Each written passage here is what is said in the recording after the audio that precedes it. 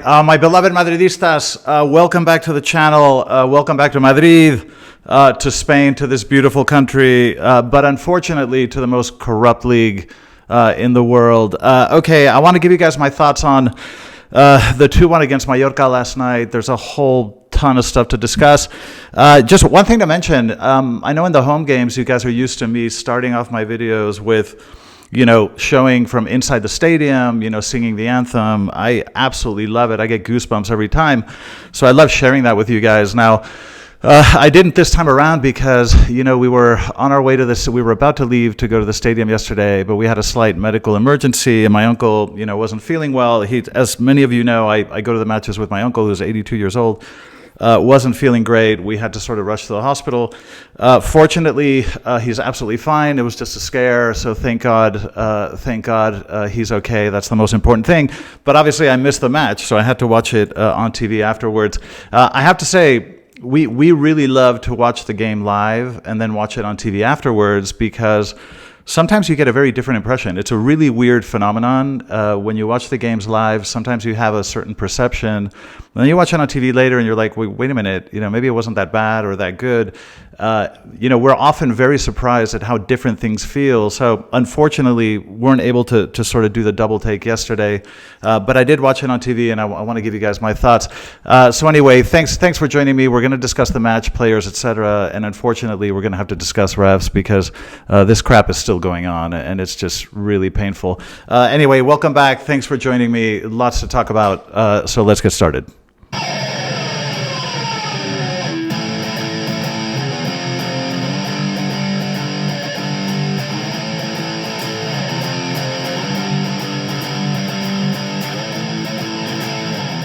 Beloved Madridistas, welcome back. Okay, let me give you guys my thoughts on the match yesterday. By the way, before we do so, just a couple of kind of anecdotes I wanted to share with you guys. You'll notice the new shirt. I was actually at the Real Madrid shop the other day. I had a buddy come to visit me. He's an English guy, a really dear friend who I used to work with in New York. I've known for many years. Bash, this video's for you. He came over to visit. We had an absolutely great time.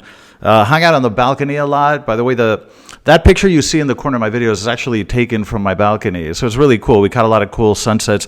In summer, you get really beautiful sunsets right over the Bernabeu. But he wanted to take the tour, which of course I've done. I did it about 4 years ago. I did it, about 10 years ago.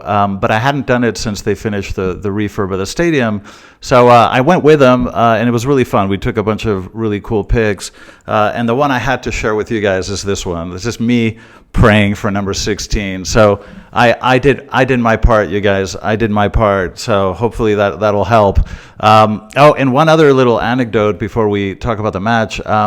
I was out to dinner the other night with my son and a family friend, and we went to a restaurant called Chistu. Now, there are two restaurants in Madrid that are total Real Madrid hangouts, like massive Real Madrid hangouts. Like you walk in and there's like wall-to-wall pictures of all the celebrities that have been there, and like most of them are like Real Madrid players, and management. It's kind of like a museum in terms of just seeing all the players from every generation that have gone to that restaurant. Really cool. So there's one called Asador Donostierra.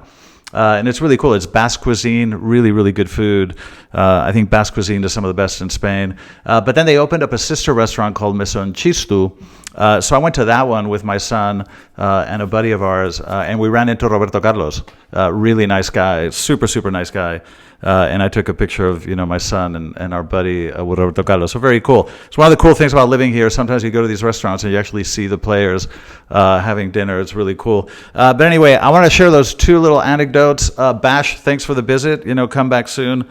Great to have you here. But okay, let's get back to footballing matters and back to the game. Okay, in terms of the lineup, he came out with, I wasn't really terribly surprised. I think, I wasn't surprised to see Mili come back to the starting 11. I was not surprised to see Vini back after sitting out last match. That wasn't surprising. I was a little bit surprised to see Mastantuono start again because I don't know why, I had kind of a gut feeling that maybe he would sit Mastantuono this match and maybe either play Brahim or Rodrigo on the right. I had a feeling he might do that. I don't know why, but he didn't. He chose Mastantuono. So the lineup looked, as you would expect. Nothing terribly surprising there. In terms of the match itself, I thought the first half wasn't bad. I think some of our play up front was a little bit sloppy. Sometimes we were in a very good position, sort of territorially, but just kind of made the wrong decisions and lost the ball in that final third a little bit too easily. But I think generally speaking, it wasn't a bad first half. In some of the Mallorca. Real Madrid, as I've mentioned before, hates to play against low blocks. This was not that bad because Mallorca did try to push up, they did try to attack, and they did put on a sort of brave face. So it wasn't as frustrating as some of the other matches that we've seen at home because, like I've mentioned many times, Real Madrid just hates the whole low block thing. It's not really the football that suits us. Real Madrid is a very vertical team. It's a team that needs space. We love to run into space. We love to use the wings. We like vertical football. The kind of windshield wiper sort of horizontal passing is much more kind of Barca style. They seem to, they're more comfortable playing against low blocks. It's kind of their bread and butter. It's never really been Real Madrid. So anyway, Mallorca wasn't as bad as other teams in terms of holding themselves up in the back. So there were occasions when Mallorca would come up and some of our counters looked really good. I think when we steal the ball and we counter, we look really, really good. Now, in the fifth minute, basically when the match just started, you had the first scandal, which was the first goal that was taken away from Kylian this evening. And this was just ridiculous. This was not offsides. When you watch it on TV, at least in Spain, I don't know what they do to the images where you are, but here they showed the play once. And in that frame, you could see he was not offsides. They never showed the replay again. They did not show the replay again. They showed it once, and you could see clearly that the moment the pass was made, Kylian was not offsides. They never showed it again because Movistar is run by the TV thing here is run by a guy called Rodes, who's a Barca fanatic who literally has lent 100 million of his own money to Barca. Very close connections to Barca. Everybody, even the commentators, the way that they comment on Barca matches and Real Madrid matches, the whole thing is so staged, it's ridiculous. We got to see that play once, and it was offsides. And then all we get 15 minutes later is this ridiculous picture of these software dummies that can be manipulated however you want. And what they show you 15 minutes after the fact was all very suspicious how long it takes them to show us a frame. But what I find amazing is that, they show you this frame, which in and of itself tells you nothing because it's not giving you the other half of the story, which is the player passing the ball. This frame here only makes sense if you show me the other frame in real time of the player passing the ball, but they don't do that because this frame that they show you is after the ball had already left the foot of the passer. This is disgraceful. I'm absolutely sick of this. This happens every year. I don't know how Florentino Perez let this situation get out of his hands. He's such an intelligent guy, very powerful guy, but in the last 20 years, while we were busy winning things, Barca was concentrating on just completely infiltrating every aspect of football in this country, whether it's the press, even the guys on TV commenting on the matches, the VAR booth, the federation, the Liga. It's just really disheartening and disgusting.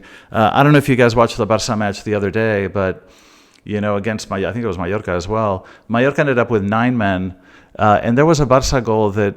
There was a shot that hit a Mallorca player in the head, and he felt faint, and he collapsed to the ground. Now, the ref is supposed to stop play because a player got hit in the head, and he's on the ground. Well, the ref took the whistle to his mouth, but when he saw that the ricochet went to a Barca player, he didn't whistle. The play continued for about 8 or 10 seconds with a Mallorca player on the ground, and Barca subsequently scored a goal, and they allowed it. I mean, the things, you watch a Barca match here, and you watch a Real Madrid match, and you look at the difference in the calls. You have to be blind, delusional, or an idiot, or just a liar if you don't see it, because it's every single week, and I'm just so sick of it. I'm so fed up with it. But anyway, that happened in the 5th minute. The match went on. Like I say, Mallorca did try to come up on a few occasions, which was great. Arda Güler started the game a little bit imprecise in terms of losing a few balls, but then as the match went on, he really grew into the match, and I think overall had a really good game. In the 18th minute, you had the goal by Mallorca. This was, a header that, it's always set pieces that kill us. We're just terrible at these things, and corner kicks. This is kind of unforgivable. The reason this goal was so surprising is that, you can't say the guy was unmarked. He was marked. There were 4 Real Madrid defenders around this guy, but somehow none of them got their head to the ball, and the ball managed to bounce off the Mallorca player's back and to the back of the net. So unfortunately, that went in. Again, set pieces remain a vulnerability for this team, and it's been the case forever. There was a bit of back and forth after the goal, but again, we were very imprecise up front. I thought that, when we got into that final third, we were just really imprecise. Mastantuono lost a lot of balls. I think he had a pretty shitty game overall. In the 36th minute, we finally got our goal, the 1-1. And I think this is very much a coach's goal, a manager's goal, because I think this was a set play. This is something that I think that they've practiced and rehearsed many times in training. This was Carreras sending a ball wide to Huijsen on sort of the edge, and then heading the ball into the middle, and Arda Güler in the middle in the perfect spot to put the ball in the back of the net. So this was just a really good play. Again, I think this is a Xabi Alonso invention, because it looked like a rehearsed play to me. So that takes us to 1-1. And then just 1 minute after that, we got Vini's goal. This was a really, really good play, and Vini had a lot of passing options when he scored this, and he chose not to pass and to take the shot, and he scored, thank God. It was a great goal. But thank God it went in, because I think if it hadn't have gone in, he would have gotten a lot of shit from the other players, because there were 3 or 4 players that were wide open, and he had a lot of options in that play. But great shot by Vini, scored a great goal. That puts us up 2-1. In the second half I think was a little bit messier, and I think we started to feel the fatigue factor a little bit, because our play, I think, seemed to decline as the minutes went by. This seems to be a pattern in a few games this year, that we play a pretty good first half but a poor second half. And I think I attribute a lot of this to the physical conditioning. I don't think the team is at 100% yet in terms of physical conditioning. I think that once the team is fully fit, I expect our performance to be a little bit more stable. But the second half has been, distinctly worse than the first on more than one occasion this year. In the second half, our pressing was a lot less effective. It was a lot harder to get the ball back. Mastantuono continued to lose balls. I think, he just had a kind of unfortunate game. In the 54th minute, we had the other scandal of the night, and this was the goal by Arda Güler. And this is just... Again, this is ridiculous. When you watch this stuff in real time, and they celebrate the goal, and you think, how on earth can they take this goal back? And then you look at it, and it's ridiculous. Arda Güler he cannot have his arms more, sort of bound with his body. It's impossible. His arms were completely stuck to his body. In the most defensive position possible. His arm was not extended. This hit him like it literally bounced off. If he didn't have arms, because he can't cut them off, it would have bounced off his body in exactly the same way, because his arms were stuck to his body. This reminds me a lot of the Asensio play about 3 years ago that cost us a Liga title. And the ball bounced clearly off his chest, and they gave a penalty. This is just the kind of crap that we have to put up with here, and it's just getting so frustrating, really frustrating, because, I think if you look at the way we were playing in those final minutes of the game, having played well, having scored plenty of goals, and you're only up 2-1, and you feel like any mistake and all of your work goes to hell, and it's just so unfair. And I think you could feel that the players were a little bit sort of demoralized by this, because you just feel, man, we fought so hard and we score all these goals, but they take them away. How many goals do we have to score to win a game? Like, it feels like they're going to take so many goals away from us. We're the team that has the most goals taken away after VAR reviews, and the VAR reviews are all crooked. I mean, it's just so patently obvious, and they just don't even hide it anymore. It's just ridiculous. All right, I think, look, in terms of sort of broad takeaways in the match itself, by the way, we had, the changes, which again, I think are very positive, the changes that Xavi is making, but just very quickly, in the 70th minute, Bini, Arda, and Trent came off for Rodrigo, Ceballos, and Carvajal. I think the last few minutes of the match were kind of disorganized, but I think the players that subbed in were sort of okay, nothing noteworthy to mention. In terms of kind of broader takeaways, look, I think our play needs to continue to improve. I think it's still early. We didn't really have a complete preseason the way that typical teams do. But I do think that we're getting a little bit better. I think our play is a little bit quicker. It's a little bit more vertical. Our players are doing a hell of a lot more defending. And that has to be said. We're stealing the ball much higher up on the pitch. The reason that Courtois doesn't have any work these days is because we're stealing the ball so much further away from goal. We're not it's sort of defending in this sort of deep block like we did last year.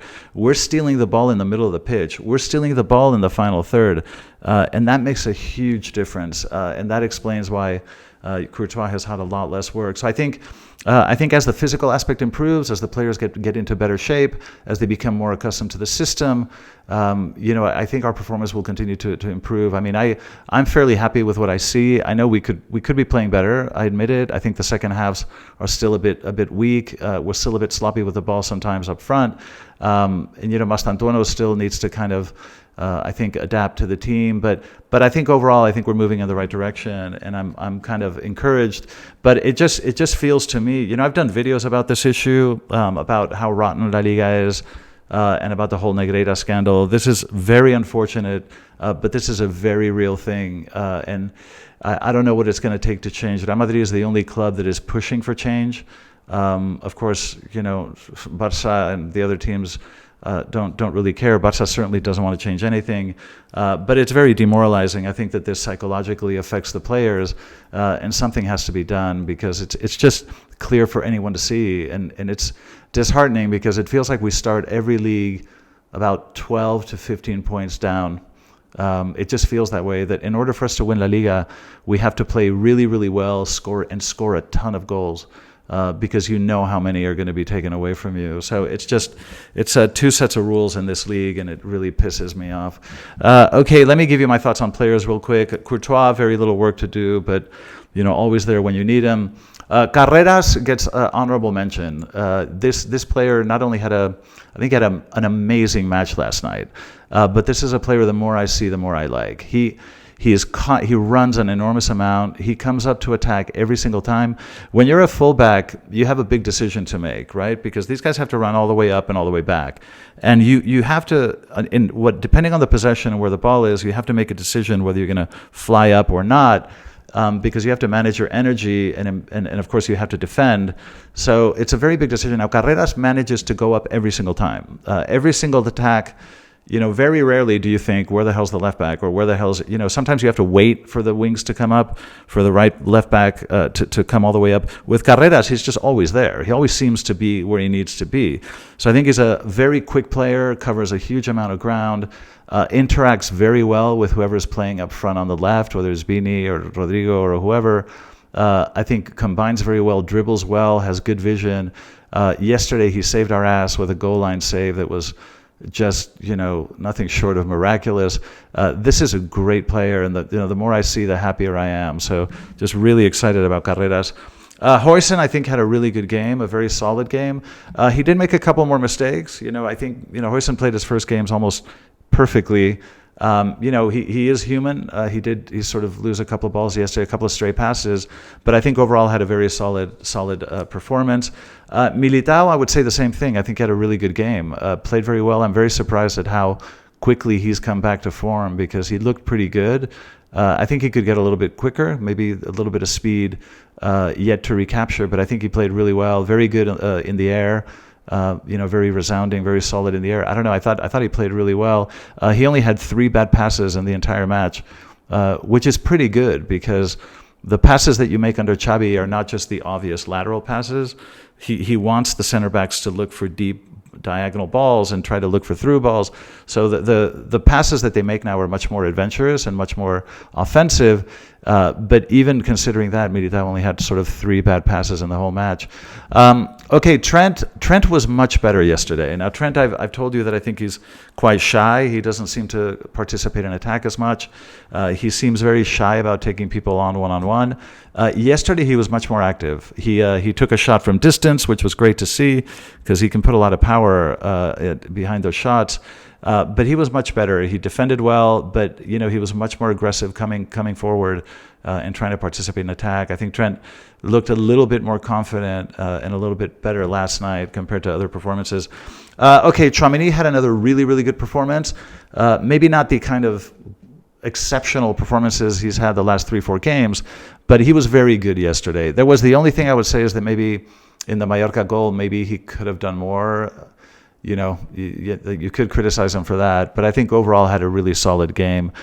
He's at the moment, I think he's one of the best pivots in the world, at least in terms, based on the last few performances, he's really come into his own. So very, very happy with Tchouaméni so far this year.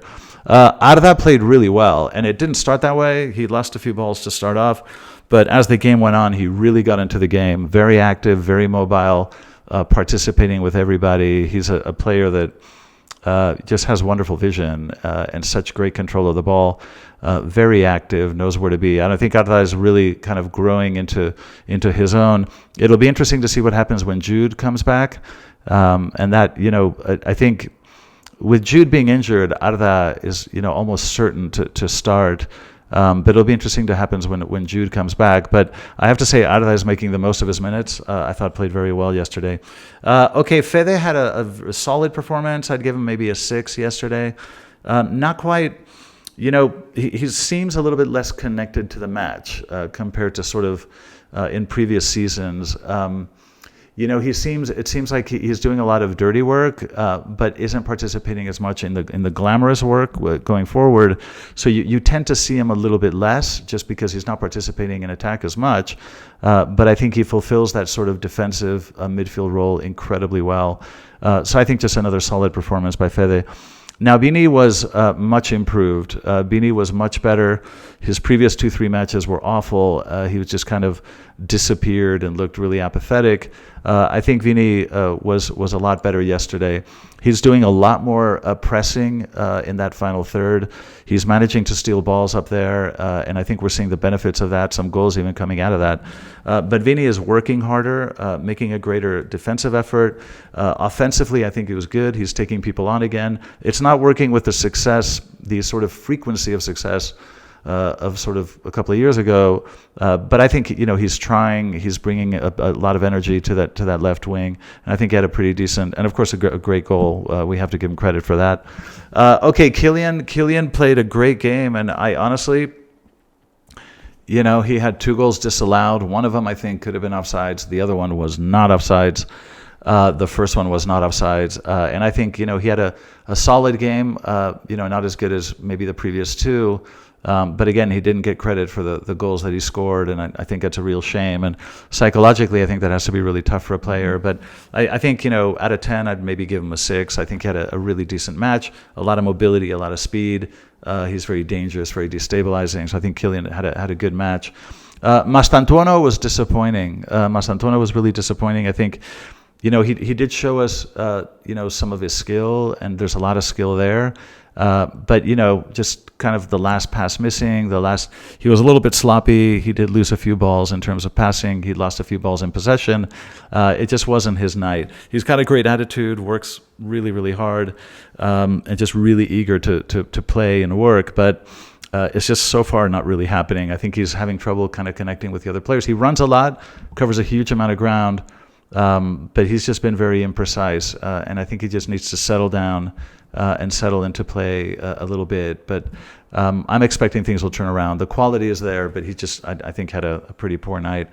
So anyway, listen, those are my thoughts. There's a lot to discuss there.